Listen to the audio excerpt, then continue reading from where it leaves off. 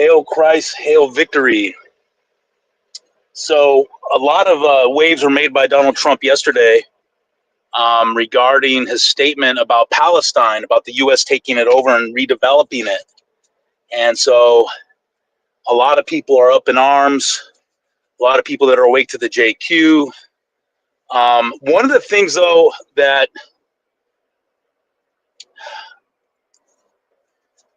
I'm an American, right?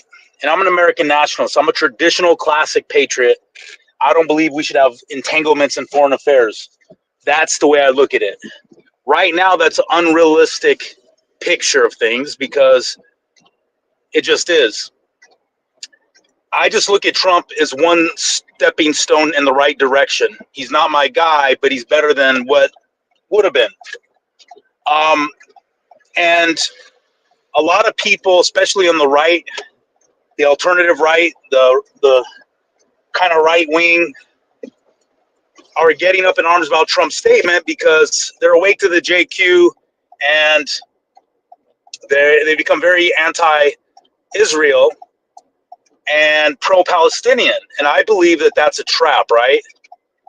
Because as an American, if I'm going to stay true to my ideals as a nationalist and classic patriot, which means no foreign entanglements, I don't believe we should be funding Israel's wars.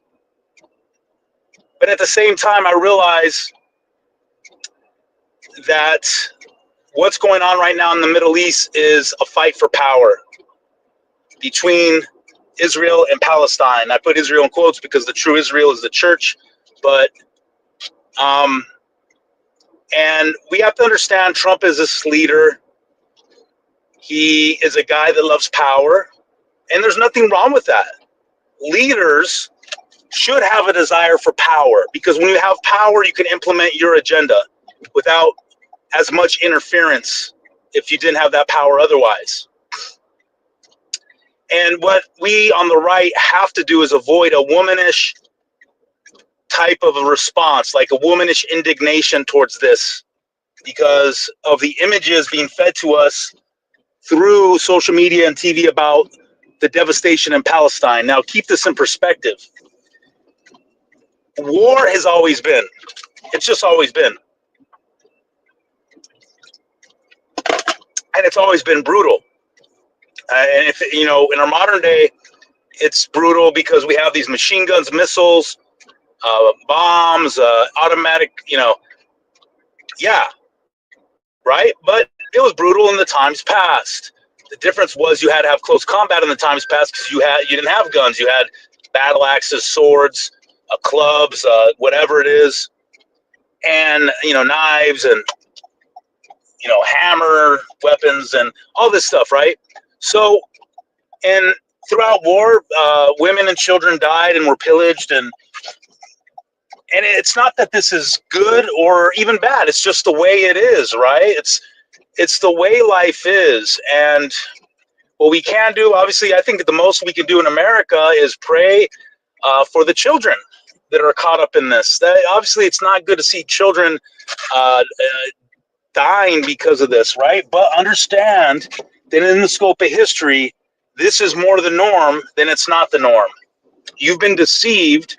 See, the average American is so womanish in his responses to these things because he's been deceived into this thing, this liberal democracy that, everything's good. All we're trying to do is do good things around the world, not knowing that we fund these things, right? As America, modern America, the empire known as America, we're funding these things, right? So he's shocked and has a womanish response because he's been deceived into liberal democracy that war is bad, violence is bad, fighting is bad, and the average American has a very effeminate spirit about him. And I'm talking about the men and the women, So it's tempting to have a womanish indignation about Trump saying what he said about America taking over Gaza, redeveloping it. But again, don't let your awakeness to the JQ blind you from the fact that the people in Palestine aren't big American fans, and their culture is not conducive to American culture, right? So this is the mistake I've seen on the alternate right, is that a lot of them are now getting to this pro-Palestinian thing. And as an American patriot, I have to be consistent. I can't take a side in this fight, Palestine versus Israel.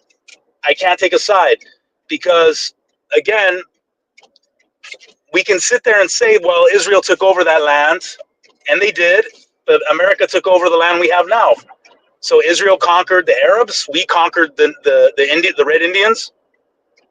So I can't get mad at them for that.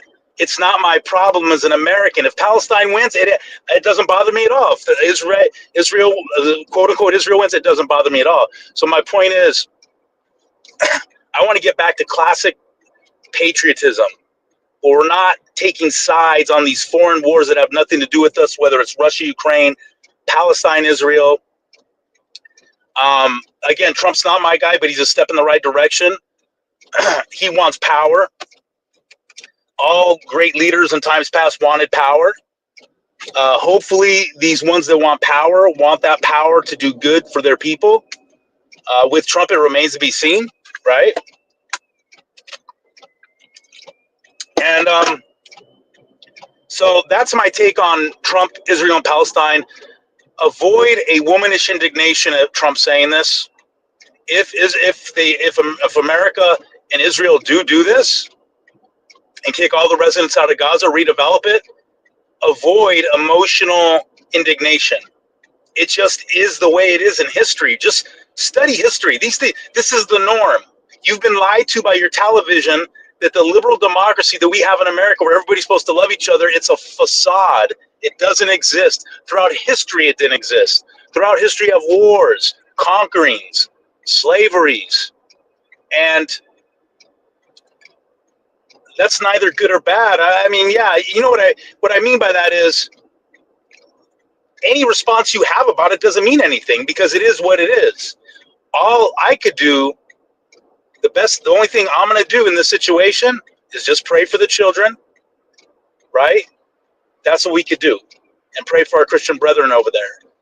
But other than that, it's not my problem. I'm an American.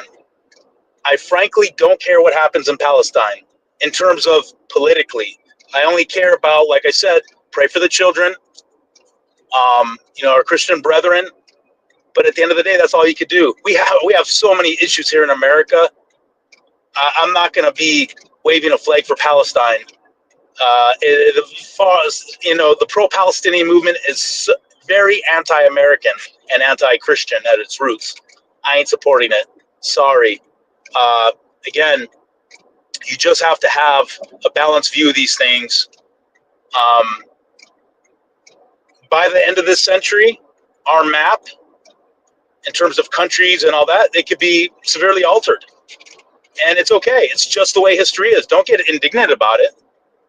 It's just the way history is. And by the way, we only hear one side of the story coming from Palestine and Israel. Well, we hear two sides, but mostly avoid the victim mentality complex that the left and the alternate right are trying to portray on the Palestinians. They're not totally innocent in this fight against Israel. So just keep that in perspective, all right? Because the same victim and slave morality that a lot of people have in America, the anti-white movement and anti-Christian movement, they have that in Palestine.